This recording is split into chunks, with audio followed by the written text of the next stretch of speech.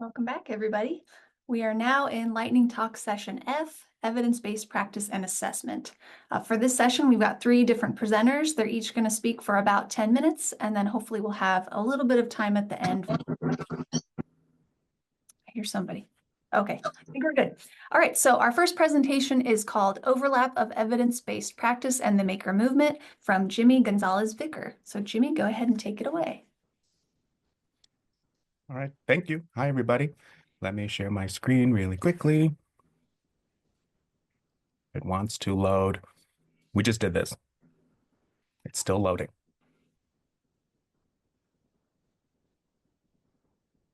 Ah, there we go.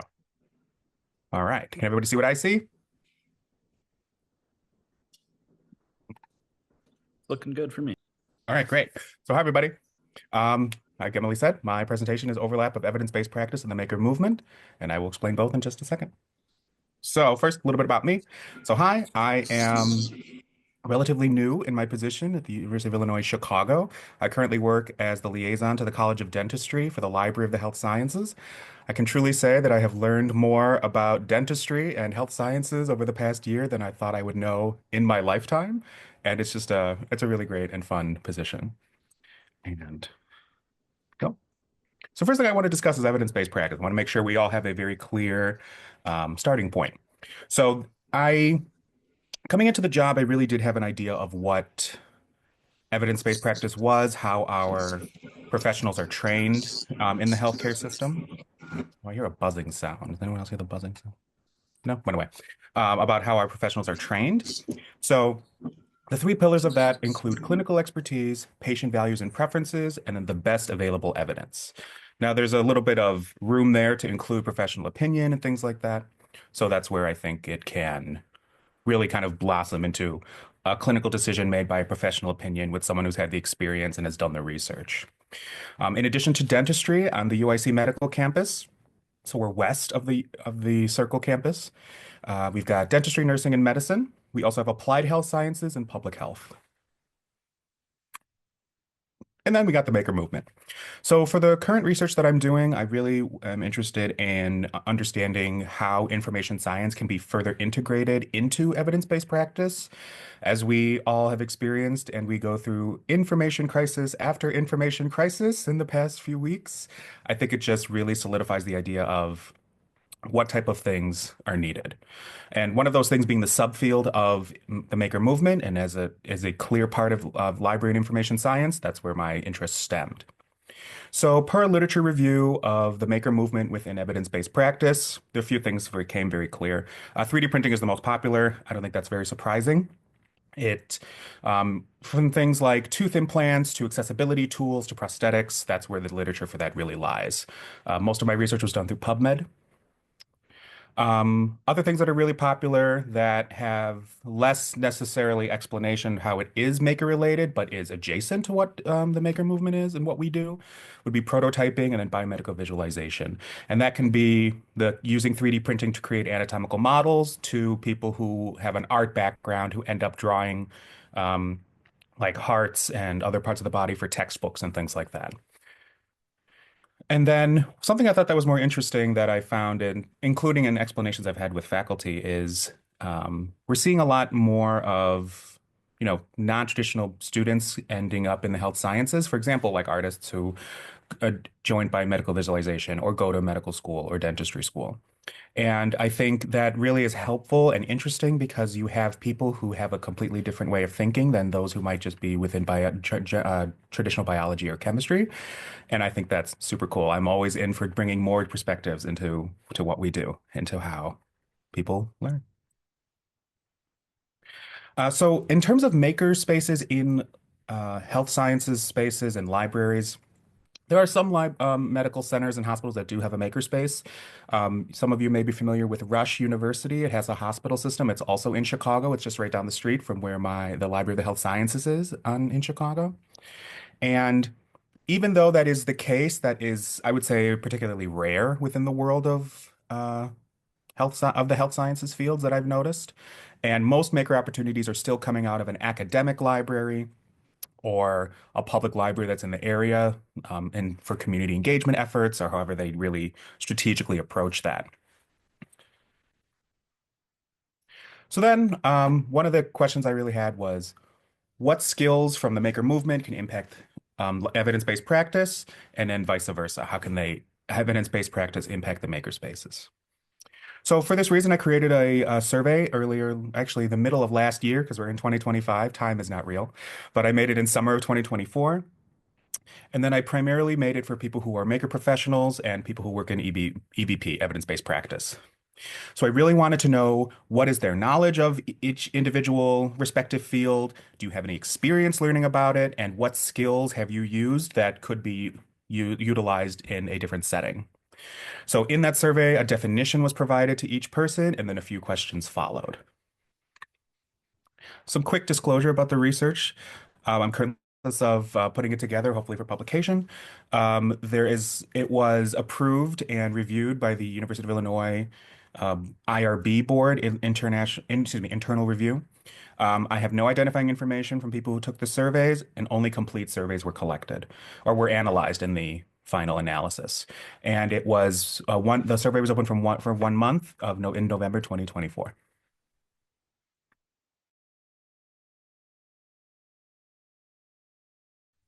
Go to the next slide. There we go.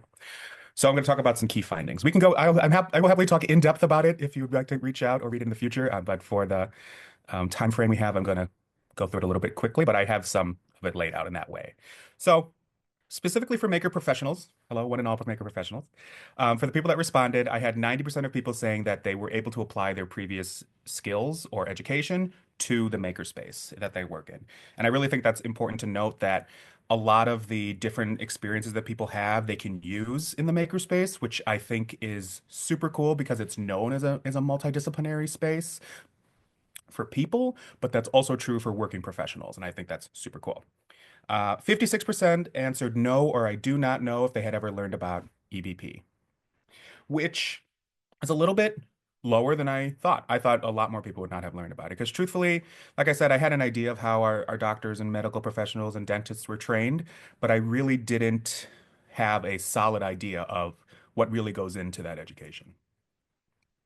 Then, similar to the other three pillars of evidence-based practice, specific to patient preference and values, 65% of people who work in makerspaces responded that either staff's observations or patron feedback were very key in decision making, which makes sense. I think in my time in makerspaces prior to my job now at UIC, I worked in public libraries for 10 years, and we would give out surveys, people would give feedback, and sometimes we were able to apply that feedback very quickly. So I think that really mirrors the idea of you're working with an individual who has certain preferences and certain values and how they would like to move forward, and kind of how you can navigate that. And then with best available evidence, only 39 people said that they used evidence to create the service model or use evidence for decision making in the makerspace. I found that number surprisingly low. There Based on some literature searches that I've done, there is a lot of information out there onto how to create a successful service model. Now, it's granted that some of that information is mostly used for places that want to make a profit. However, there is a lot of information about how to create a successful classroom, how to analyze learning, and how to make sure there's a continuous process of inclusive learning. So I think that's one gap that I really identified. And people who work in the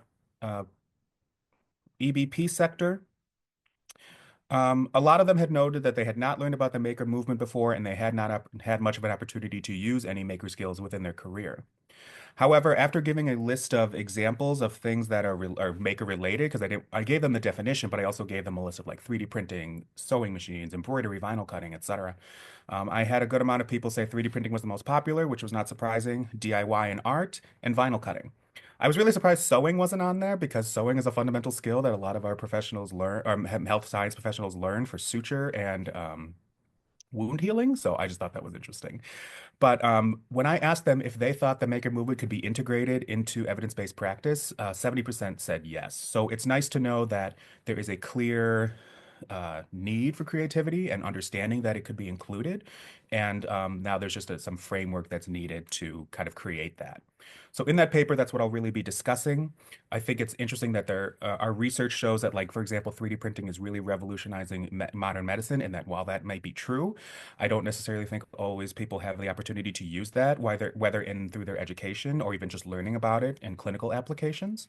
And really, the ultimate goal is to, again, further the idea of access and information science into EBP based on library opportunities. And I think that's really important to include the maker subfield because the literature can eventually match what we're seeing in clinics and public and private practice. And then I think that is a really just interesting way to make sure that we are present in a different way beyond being able to provide resources for citations and information navigation and things like that. And that's my 10 minutes.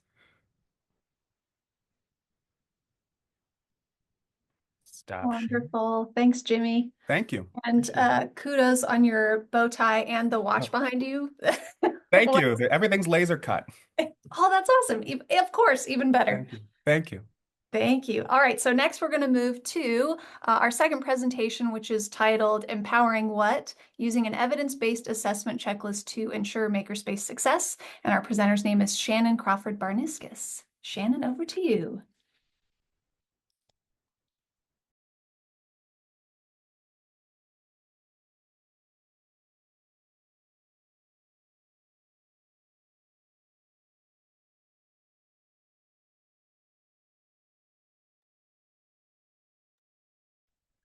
Here I am. I was unable to do that for a moment. Here I am.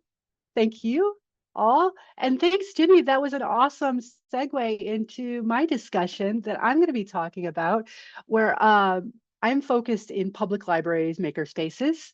I'm going to be looking at an evidence-based assessment that people can use that is grounded in real research of public libraries. So I'm at the University of Kentucky as an assistant professor right now, but I have been in the maker movement in public libraries for a long time. This is a picture from 2012 when we started the first public library makerspace in the state of Wisconsin. I've consulted for a lot of libraries with their makerspaces, and then I shifted over into researching them as a PhD professor. So these are some of the studies that I've done on makerspaces to sort of give you a sense of my bona fides.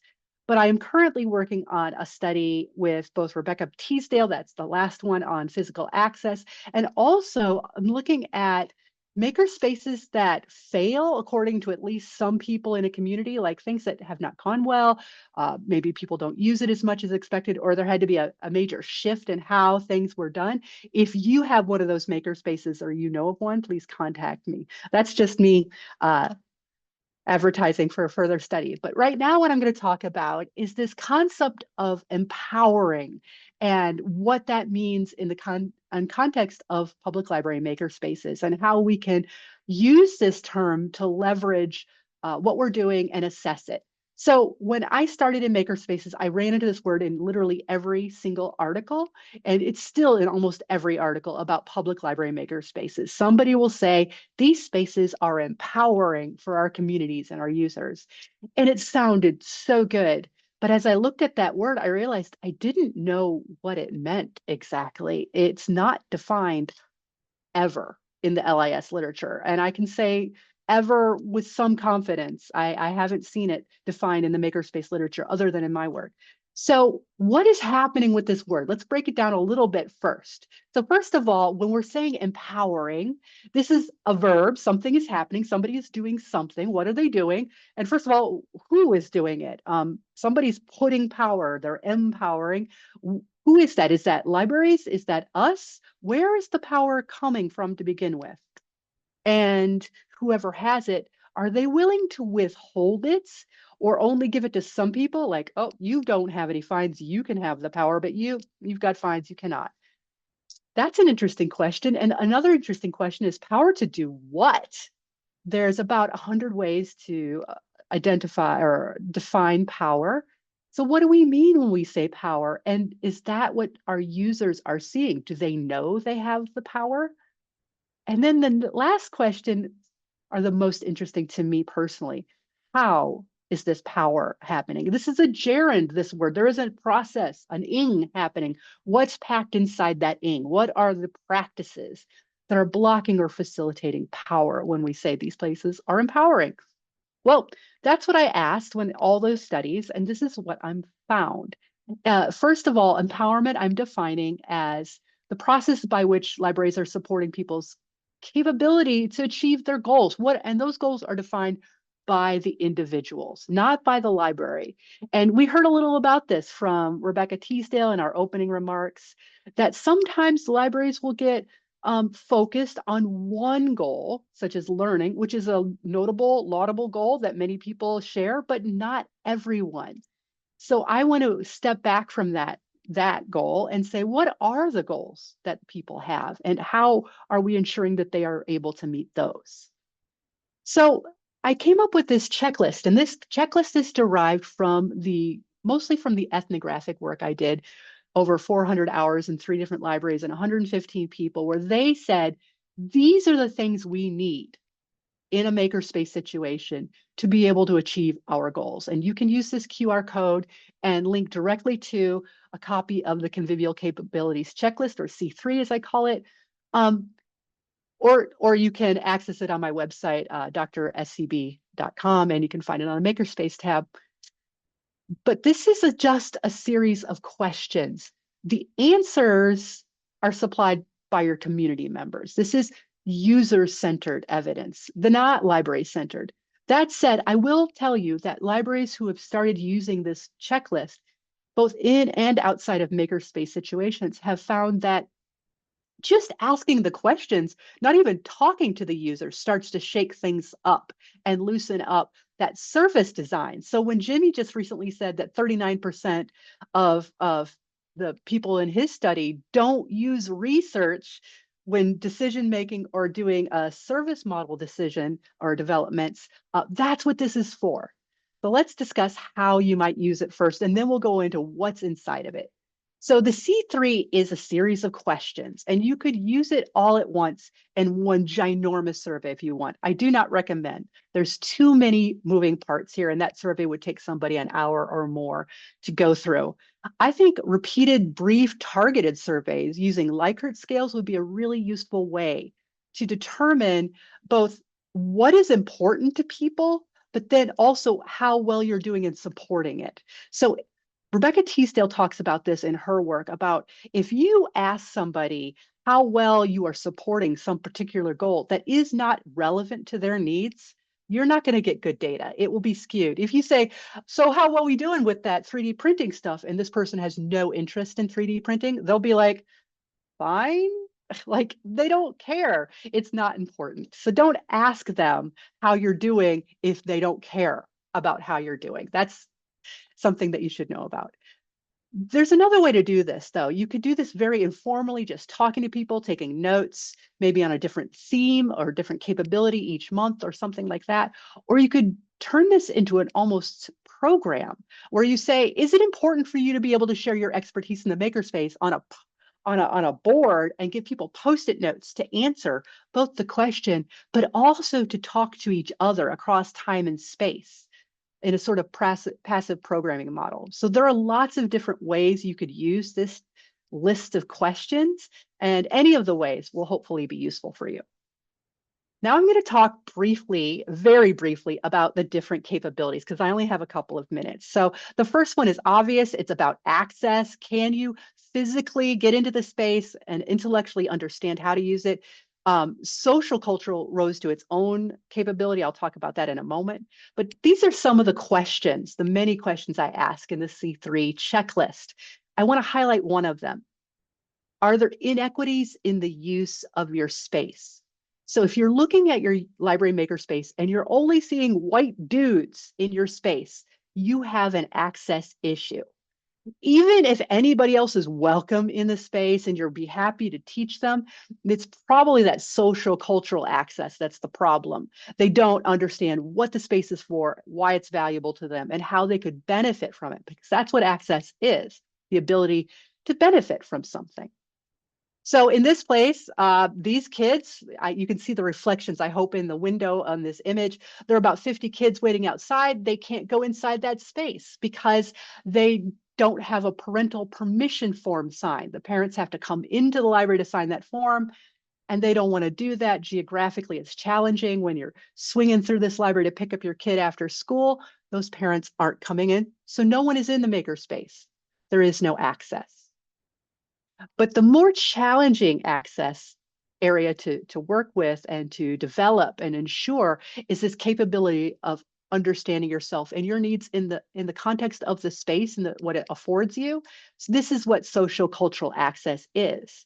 So if you don't know that these maker toys are for you to either use or to make in the space because there's no signage, all it says here in this image is maker toys, you don't know what is available to you. You don't know what can be accomplished in this space. So signage is a big part, and there's quite a few questions in the C3 under this capability about, are you really talking to all of your audiences? And are you doing it in ways that are meaningful for them at the point of their need? Are you requiring them to ask you questions? Because people hate having to ask you questions.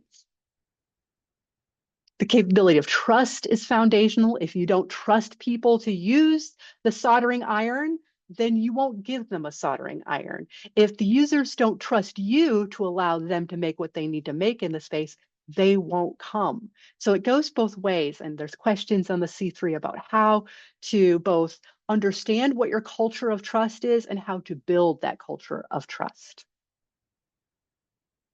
Then there's the capability of acting yourself and not just being acted upon. And there's three sub capabilities in here. You have to have some say, but some people, only some, really want to be able to give of their own expertise in these spaces. They want to share their knowledge. And if they're not able to do that, they will not use your makerspace. Other people don't care about this at all. And so this is one of those capabilities where if you ask somebody who doesn't care about this, how you're doing and supporting it, the answer you get is not useful. And then you have to be able to not just swoop in and take over someone's project through control, but offer the help that they need. This person was not empowered in his project because he's standing off on the side as the librarians ensure that his project doesn't fail. And he didn't care about failure. He cared about learning how to use the equipment. So be sure that you're not over helping. You need to be able to choose what your means and ends are. And this goes back to that issue of if you're calling your makerspace a learning lab and someone is not particularly interested in learning, they want to make something or they want to play or they want to hang out with their friends or all of the myriad other reasons someone could want to use a makerspace, you might not support that because as a librarian, you may have, these are the ends and these are the means that we've deemed appropriate. We have to ensure that the users can decide for themselves. For example, I want to do etchings and printmaking. In some libraries, they would say, no, that's not what we're about. We're about 3D printing and STEM. A more responsive library will say, yes, we will support these needs. And clearly you can't support them all. But if you have a certain set of values built in about what your space is for, you might foreclose opportunities. In one library, they wouldn't buy a second vinyl cutter, though that was booked out for weeks and weeks in advance because they said, no one's learning 21st century skills using this printer. But people really wanted to make with it. So they foreclosed the empowerment of those communities by taking that away from them. People need to be able to coexist and connect. They need to share the tools, but connecting is important. And you can't do it if you're facing the wall and you're 15 feet away from anyone else. And in fact, the librarians sometimes will interpose their bodies between two patrons trying to talk to each other because they did not trust that their users would be respectful to one another. So there are lots of ways in which we can ensure that people not only can coexist, but they can connect at the level they want to connect, whether that's just seeing what others are doing or making new friends. And finally, people want to be able to adapt both their environments, moving that electrical around, but also their own dispositions and how comfortable they are in finding the environment. And the C3 offers some questions on how you can ask how you're doing with these various aspects of your maker community support. Now, the reason I'm highlighting this is because when we focus on internal values and internal understandings of what we want to do and don't talk to our users about what is important to them, we can say we're empowering people, but it becomes an empty promise. When we start to pinpoint what exactly we are empowering and how we're doing it, we start to provide compelling evidence to our users, to our funders, to our boards, to each other about what the impact of our makerspaces services are and can be. With that, I will leave it for the next person. Thanks so much. Bye-bye. Shannon, I'm excited to take a closer look at your checklist. That looks awesome. Okay, so Thank next you. up we have Jennifer Nichols, and her presentation is titled "We Are All Makers: Measuring Self-Efficacy and Engagement in an Academic Library Makerspace." Hi, everyone. Thanks, Leanne. Thanks for having me. I'm excited to be here. I am Jennifer Nichols. I am an associate librarian and director of Catalyst Studios at the University of Arizona, which is in Tucson. I'm lucky enough to be presenting to you from Morro Bay, California today. And I have the ocean roaring behind me. So for those of you who don't live close to the ocean, it's really nice. I encourage you to get there again someday soon. It's such a privilege. I am talking about this research study that I started this year. And for those of you who are working in academic libraries, it might be familiar to you. We have such complicated relationships. Myself, I'll speak for myself only, but I only have a little bit of time to do research. So this project is, I thought might be a little bit further along by the time I presented to you today. I'm really grateful for this forum. The invitation was, wherever you are in your research, sharing what you're working on. So this is a study that I started this summer, and let's see. So I'll tell you where I'm at. I do not have key findings for you. So Catalyst Studios opened in January 2020. As we all know, that didn't go so well. So we were only open for about 7 weeks, and then we closed for 18 months. So since then, we've been growing in our usage every semester to the point where it would be easy to just continue with what we're doing, which is a combination of curricular engagement, using things like maker literacies, using some of the frameworks and other presentations that we've heard here today in our curricular engagement. And so we're really thinking about our users as learners in these very formal situations. So some of the research and conversations today around school libraries have been really interesting to me. Assessment of learning in the classroom, matching skills and evidence-based practices. But then we also have this very robust community of extracurricular users. So we find that students may find us because they come in for a class, but you are not required to be doing classroom work to be in our space. And so the number of users has grown, as you might expect, over time as they've been coming in. Now some of our students who work for us, in fact, came in person. They're one of the first in-person classes to come in as a freshman and are now starting to graduate. So we're getting this kind of cumulative effect of students coming in for all different reasons across the educational experience. So we have a large makerspace, but we also have these tangential studios as well. I won't get into that so much. The purpose of the study that we developed was to find out, to explore what influences students to use our spaces and the impact such use has on their attitudes towards making and confidence in their own skills.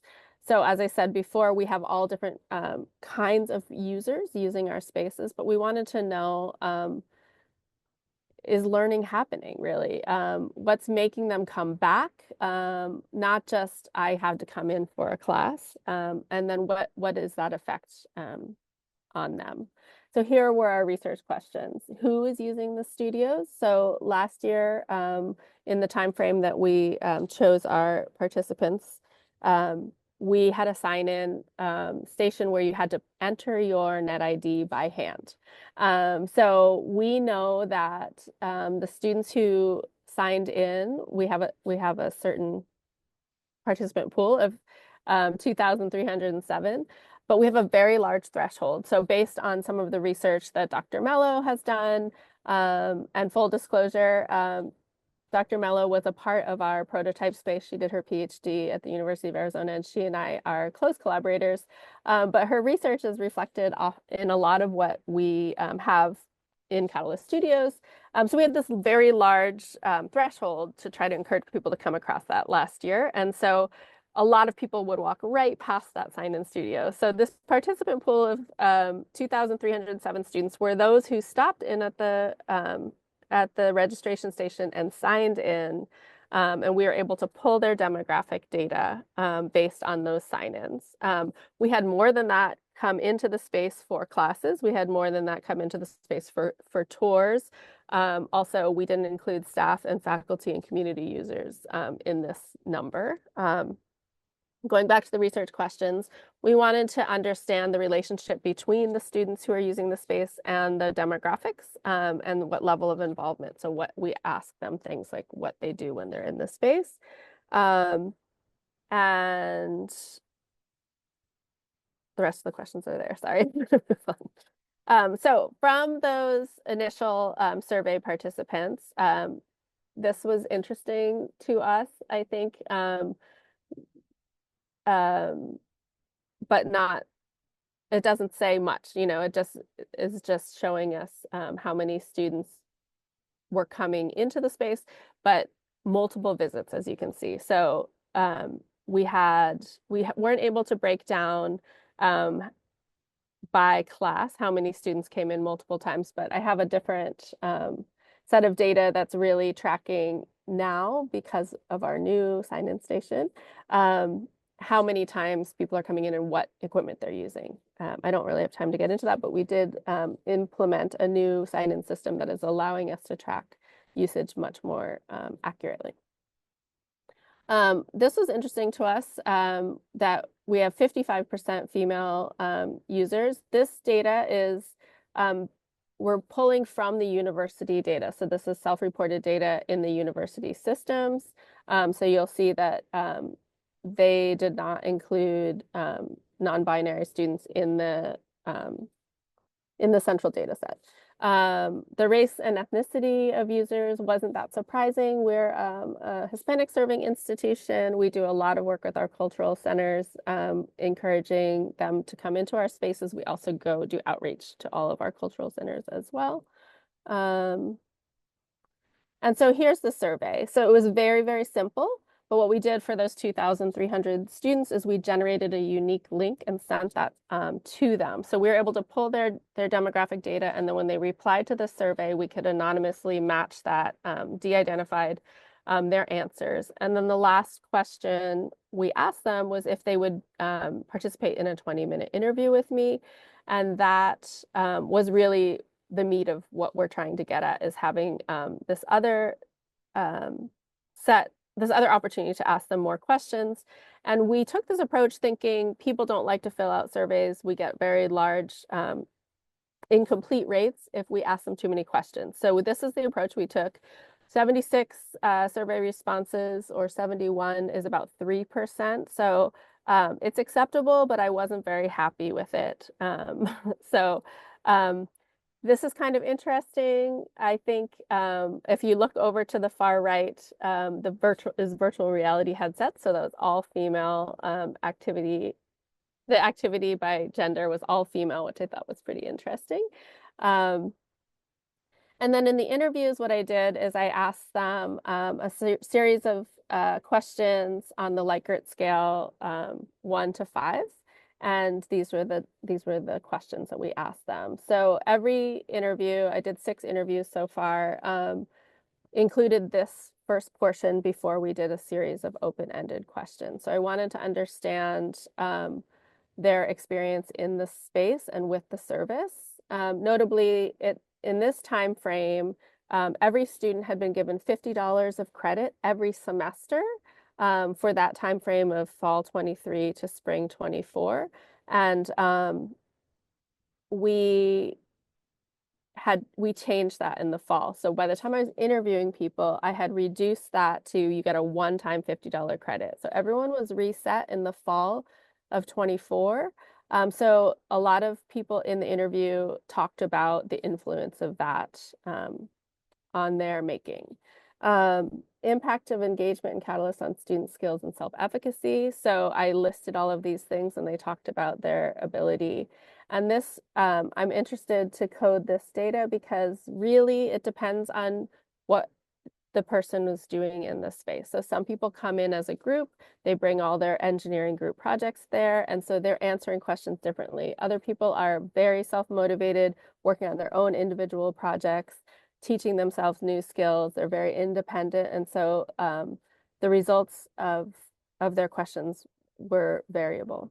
Sense of belonging and peer learning. I feel like there's a lot of opportunity here for deeper inquiry. This has been really interesting and positive hearing what people are saying about this. And then we had an open-ended conversation. I'm getting better at the open-ended portion of this, wanting to be able to draw out students and have them answer me and tell me more.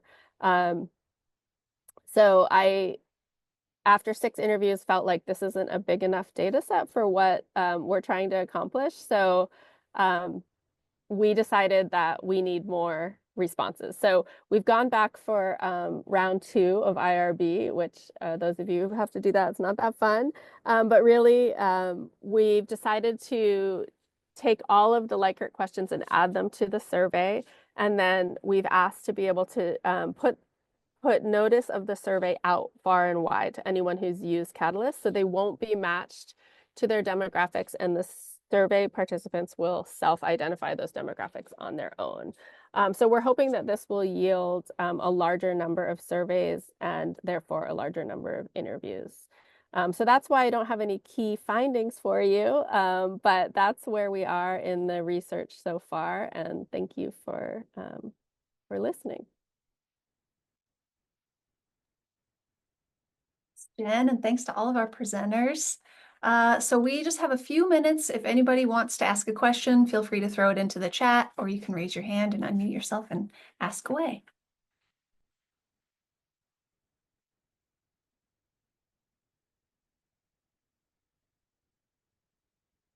I might piggyback off of a comment here. I love the credit idea.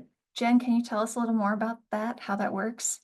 Yeah, so we have a pretty elementary pricing system where we just charge people for the supplies without any markup, but I really wanted the space to be free. I'm a big proponent of you always pay students and you try to make things as free as possible. And so I kept asking my dean, like, how do we get a donor to support Catalyst being free for everyone? And finally he said, like, how much did you make last year on supplies? And it was, negligible, a couple $1,000s. And he's like, let's just try it. And try to figure out an average of what people are spending. So we started off with $50 a semester. And we only had like 5 people who used all $50, right? So no big deal. And every year we started to be like, if all 40,000 students use this, it would not be sustainable, but they're not using it.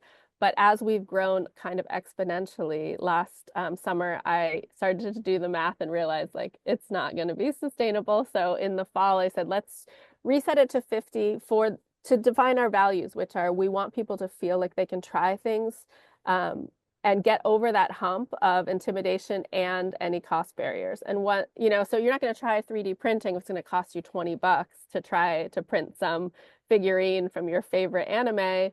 But you will do it if it's free, and then you're like, okay, I understand what I'm doing here. I'm going to try embroidery and I'm not afraid to fail.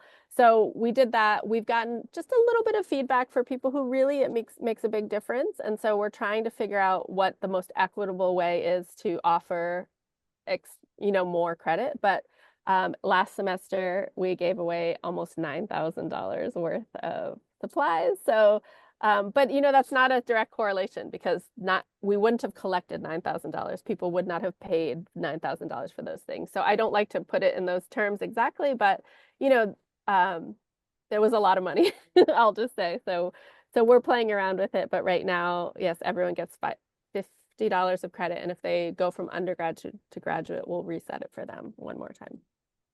Awesome. Thank you. Okay, we are at time. If anybody has one last final question, please ask away. No question, just a comment from Jimmy. I really appreciated to present with you both. It was really fun. Hi to Dr. Ko, Kyungwon Ko, and Emily. It feels like graduate school all over again. Back in the day, I took the first makerspace class ever offered for Champaign, and like look at it now. It's expanded so much. Onward and upward. I love it.